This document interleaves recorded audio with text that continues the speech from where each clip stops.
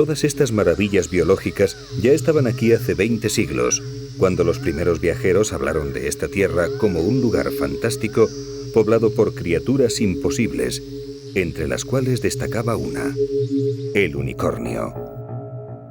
Se dijo que su cuerno, al que llamaron alicornio, era un antídoto infalible ante cualquier veneno, el cual detectaba y neutralizaba de inmediato.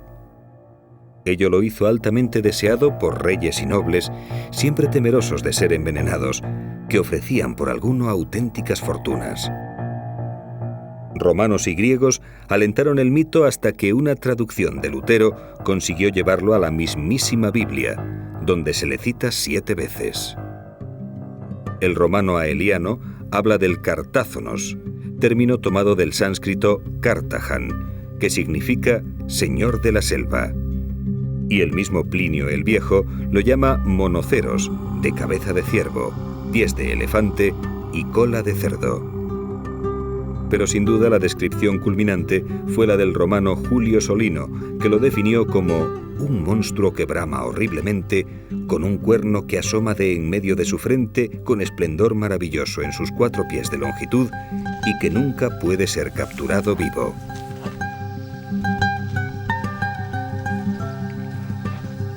No andaba lejos de la realidad del cronista. El mito vive aquí. Es el rinoceronte indio. Y de hecho sus defensas fueron importadas a Europa hasta finales del siglo XVIII como cuernos de unicornio para ser usadas como remedios contra diversos males, creencia que aún continúa en la medicina tradicional asiática. Con su piel coriácea se fabricaban escudos para los soldados, la misma utilidad que le dan ellos. Semejante blindaje les protege de los ataques del tigre.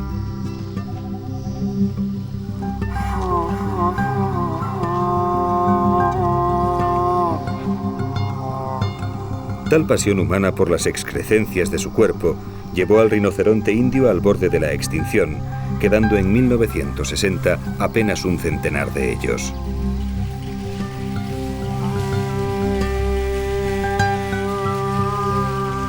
La matanza no cesó hasta que en 1976 un contingente de la Armada nepalí fue encargado de vigilarlos contra el ataque de los furtivos.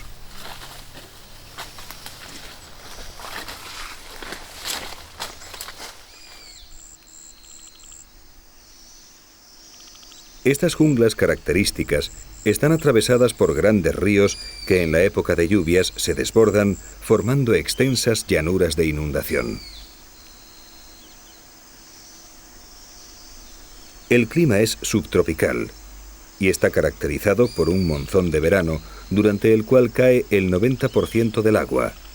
Y cuando esto ocurre, la vegetación explota literalmente cubriéndolo todo. Las planicies encharcadas, cuando las riberas de los ríos se desdibujan, se llenan de las hierbas de elefante, llamadas así por su gran tamaño de hasta 8 metros de altura. En realidad se trata de un ecosistema ideal para los fitófagos, formado por diferentes especies herbáceas que lo ocupan y colonizan todo, formando un densísimo tapiz. Tal apoteosis vegetal es un infierno para el hombre, pero no para los comedores de plantas que se atiborran inmersos en una gigantesca ensalada que los cubre por completo.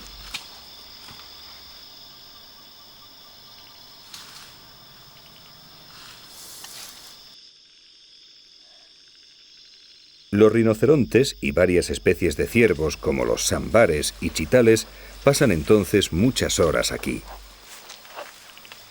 Hace apenas unos cientos de años, los rinocerontes indios ramoneaban en todas las llanuras inundadas de los ríos Indo, Ganges y Brahmaputra, pero ahora solo 2 parques nacionales son sus santuarios: Chitwan en Nepal y Kaziranga en la India.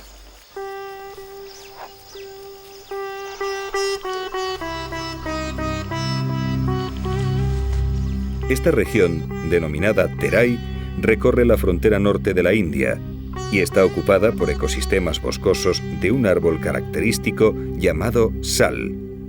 y herbazales inundados por las crecidas estacionales. Son las tierras del rinoceronte indio, los últimos enclaves del unicornio.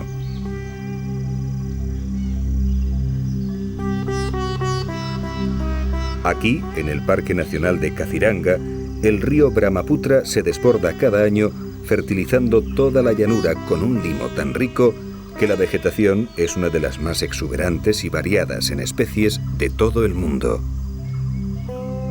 3/4 partes del parque se inundan entonces y al retirarse las aguas quedan innumerables cenagales y pantanos llamados vels. Es ahora cuando surge el paraíso de la vida salvaje.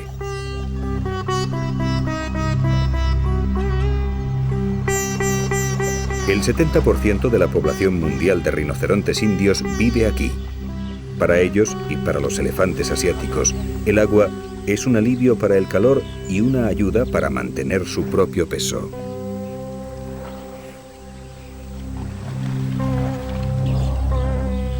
En 1985, este parque fue declarado Patrimonio de la Humanidad.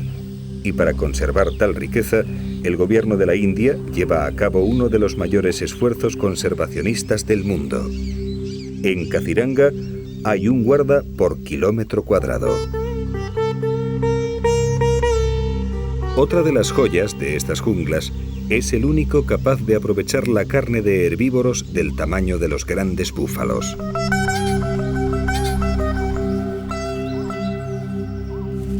Él también es buscado por los furtivos, pero su principal preocupación consiste en comer cada semana.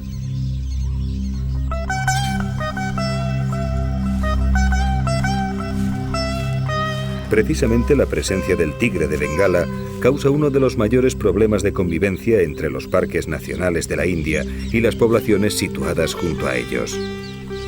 Al menos 50 personas mueren cada año en todo el país por ataques de tigres.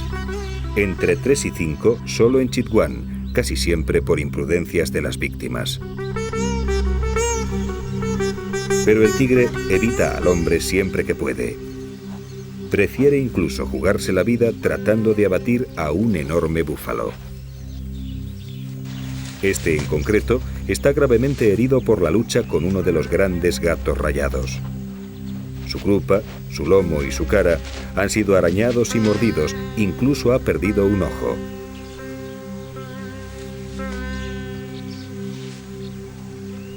Con una humedad cercana al 90%, las heridas cicatrizan mal y las infecciones matan desde dentro. Apartado ya de la manada, solo le queda esperar a que el tigre vuelva y acabe el trabajo.